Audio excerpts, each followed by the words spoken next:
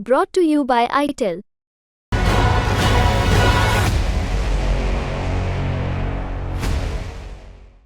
नमस्कार दोस्तों, आप क्राइम तक देख रहे हैं। बात करते हैं दिल्ली की।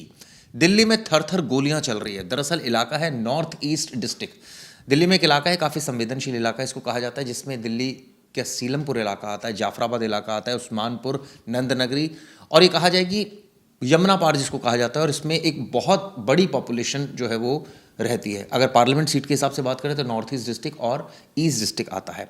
अब यहाँ नॉर्थ ईस्ट डिस्ट्रिक्ट की अगर बात करूँ तो लगातार पीछे एक महीने के अंदर काफ़ी वारदातें हुई हैं और ऐसे में दिन दहाड़े वारदात हो रही है। और आज का एक ताजा मामला आया है जहां एक एएसआई को गोली मार दी गई है, रिक्शे में बैठा हुआ था। और मतलब देखिए दुस्साहस, देखिए कि जिस तरह पुलिस से लोग डरते हैं, लेकिन यहाँ पुलिस का बिल्कुल खौफ नहीं है। इस डिस्ट्रिक्ट में आए 2-3 दिन पहले कुछ एक मर्डर केस आ गया था। एक नाबालिग ने सर पे गोली मार दिया था, जिसका सीसीटीवी फुटेज आया था।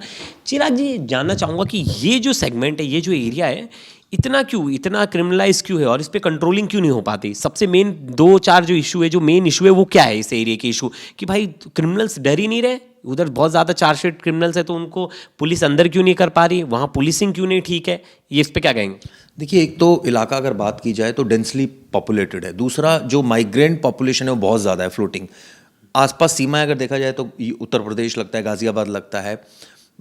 तो ये कुछ लोग क्राइम करते हैं और भाग जाते हैं उस तरफ, पहली बात। दूसरी बात, काफ़ी सारे केसेस पुलिस ने वर्कआउट भी किया, ऐसी बात नहीं है पुलिस ने वर्कआउट नहीं किया, लेकिन ऑब्वियसली हथियारों का इस तरह से मिलना, लगातार इस तरह के इंसिडेंट सामने आ रहे हैं कि खासकर सीलमपुर, जाफराबाद और दूसरे इलाकों की बात करूं कि हथियारों का इतना इजीली इस्तेमाल वहां पर हो रहा है।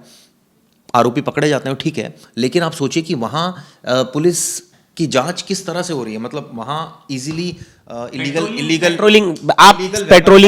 वेपन की बात करूँगा, इलीगल वेपन इतना इजीली मिल रहा है, लोग वहाँ पर काफ़ी क्रिमिनल्स के पास है। तो ऐसे में रेड करनी चाहिए पुलिस को टाइम टू टाइम इन्फॉर्मेशन की बेस पर, ताकि ये जो एक दहशत का माहौल है, जो सीसीटीवी सामने आती है, ये डराती है सीसीटीवी, ये बताती हैं कि भाई इलाके में क्या हो रहा है, किस तरह की पुलिसिंग हो रही है। पुलिस पर गंभीर सवाल खड़े होते हैं।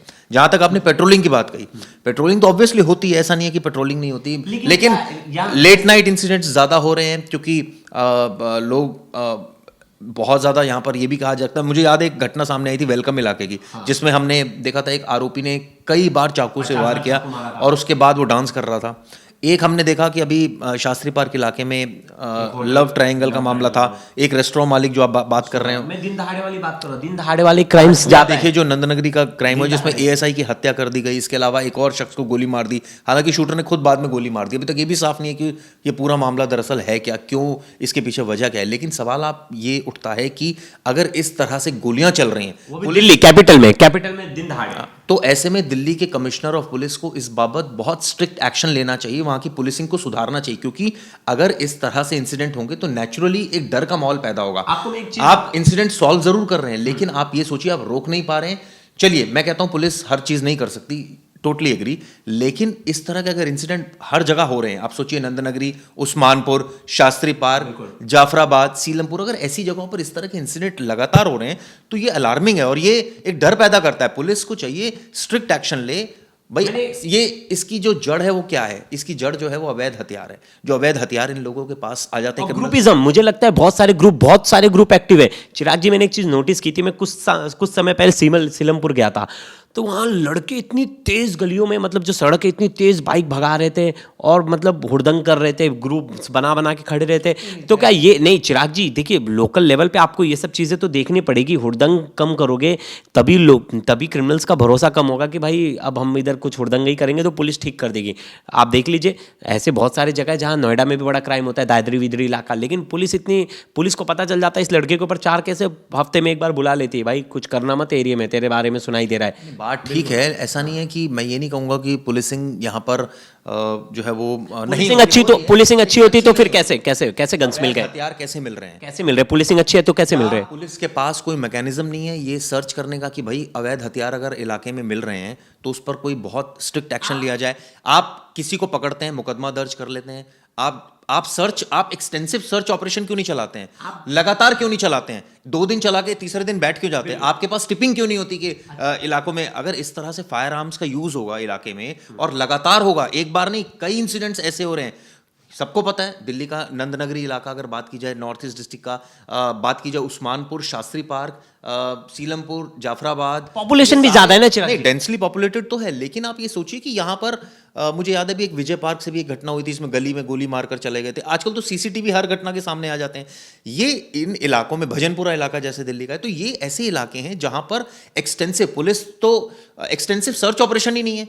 एक दिन पुलिस के पास टिपिंग ही नहीं है, पता ही नहीं है किसके पास क्या क्या है, और पुलिस की हिम्मत भी नहीं है कई इलाकों में जाने की। मैं सच बता रहा हूं आपको, खासकर अगर मैं बात करूं कुछ पर्टिकुलर, मेरे एक सीनियर पुलिस अधिकारी से बात हो रही थी, उनका कहना था जी हम तो कैसे चले जाएं, डेंसली पॉपुलेटेड इलाका है, हम जाएंगे हमारे पुलिस वाले पिट जाते हैं। तो ये अगर पुलिस का बर्ताव अगर इस तरह का है तो नेचुरली हर एक आईपीएस आता है, एक अपनी ड्यूटी पूरी करता है, एक टेन्योर बिताता है और चला जाता है। यहाँ जो लोग रह रहे हैं, या तो पुलिस साफ कह दे कि भाई यहाँ हम सिक्योरिटी नहीं दे सकते, ठीक है, आप रिसोर्सेज में जो बेस्ट है वो, मैं ये नहीं कह रहा कि नहीं कर रही पुलिस, देखिए कर तो रही है, तभी क्राइम रुका हुआ है, लेकिन ये इंसिडेंट्स भी नहीं होने चाहिए। ये इंसिडेंट अलार्मिंग है। अब ये कंपेयर किया जाएगा कि भाई नॉर्थ ईस्ट से अगर आप दूसरे डिस्ट्रिक्ट को करो, क्या वहां क्राइम नहीं होता है? ठीक है, क्राइम होता है, लेकिन अगर इस तरह से लगातार होगा तो हमारा तो फर्ज है उसको उठाना, उस चीज को बताना, पुलिस को जो है वो टाइट करना, बताना उनकी ड्यूटीज, और ये बताना कि किस तरह से यहां पर जो है पुलिसिंग हो रही है। खासकर मैं फिर दोबारा ये मेंशन करना चाहूंगा, इलीगल वेपन्स किस, मतलब आप सोचिए किस लेवल पर यहां पर बच्चे, मैं देख रहा था सीलमपुर का वीडियो जिसमें एक बच्चे ने गोली मारी है, मतलब वो हार्डली 18, 19, 20 साल का होगा। तो ये इंसिडेंट्स अलार्मिंग है, डराते हैं, ये ट्रेंड दिखाते हैं कि भाई ये अगर इस तरह से फायर आर्म्स इतने इजीली मिल रहे हैं, क्या करने की जरूरत है? मतलब सर्च ऑपरेशन एक्सटेंसिवली आप अपना इंटेलिजेंस गैदर कीजिए। मुझे रेड पॉइंट्स बताइए जो एकदम हाईलाइटेड है। रेड जोन्स आपको बताए सारे इलाके, लेकिन साथ साथ इसमें सबसे इंपॉर्टेंट क्या है कि एक्सटेंसिव सर्च ऑपरेशन चलाना चाहिए, बिल्कुल एक्सटेंसिव और लगातार चलाना चाहिए। अच्छा, ये चिराग जी ऐसा बोलना भी होगा कि पुलिस, मतलब पुलिस भी बोलती है कि हमारे पास भी नहीं है मैन पावर, तो क्या उस एरिया में पुलिस मैन पावर बढ़ानी चाहिए? सीपी सर को इशू होता ही है, मैन पावर तो एक इशू होती है, लेकिन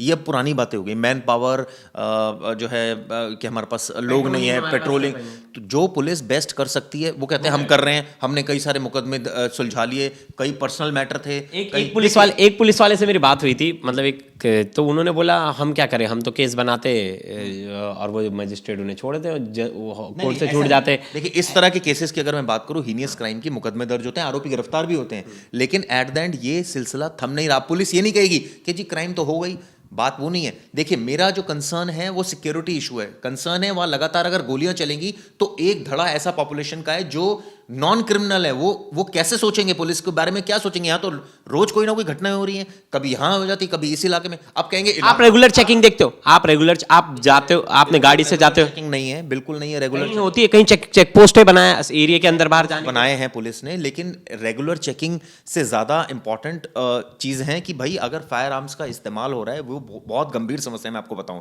फायर आर्म्स का इस्तेमाल अगर लगातार इन इलाकों में हो रहा है, बॉर्डर एरिया, पुलिस जो भी एक्सक्यूज दे, सच्चाई ये है कि एक महीने में इतनी गोलियां चली हैं इस इलाके में कि ऑब्वियसली जो नॉन क्रिमिनल लोग हैं, जो सोसाइटी के अच्छे लोग हैं, वो नेचुरली ये सोचकर उनको वो कितना थर्रा जाते हैं कि भाई ये क्या हो रहा है, आप केस वर्कआउट करे जा रहे हैं लेकिन गोलियां चले जा रही हैं।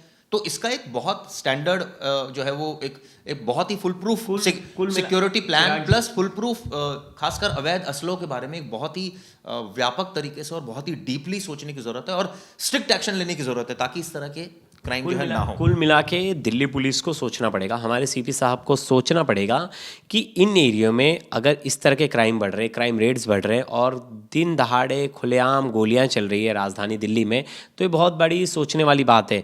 ये कोई ऐसा स्टेट नहीं है कि जहां जिस स्टेट में पुलिसिंग स्ट्रांग नहीं है। दिल्ली पुलिस का अपने आप में बहुत ज़्यादा नाम है। अगर दिल्ली जैसे शहर में ऐसी बात सामने निकल कर आने लगी कि भाई यहाँ लॉ एंड ऑर्डर का कुछ है ही नहीं रोल, तो फिर सवालिया निशान खड़े होते रहेंगे और फिर दिल्ली पुलिस भी कटघरे में खड़ी होती रहेगी।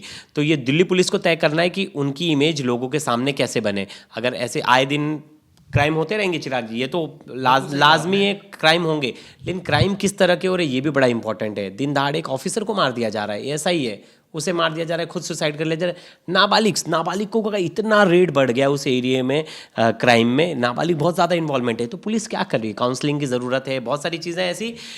अब देखने वाली बात होगी कि आने वाले टाइम पे क्या होता है, इस एरिया में क्या एक्शंस लेती है पुलिस, क्या सच में कंट्रोल होता है या वैसे ही चलता जाएगा, सरकारी काम है चलता रहेगा, क्राइम होता रहेगा और हम ऐसी बात करते रहेंगे। चलिए वीडियो आपको कैसे लगी जरूर बताइएगा। धन्यवाद दोस्तों।